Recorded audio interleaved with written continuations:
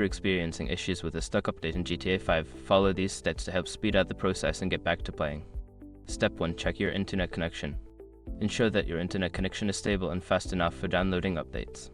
You can test your connection speed using an online speed test tool. Step 2. Restart your console or PC.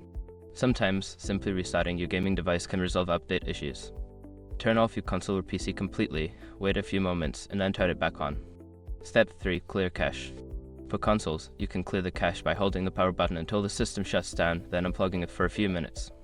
For PC users, you can clear the cache by deleting temporary files in the Game S installation folder. Step 4. Pause and resume the update. If the update is stuck, try pausing it and then resuming.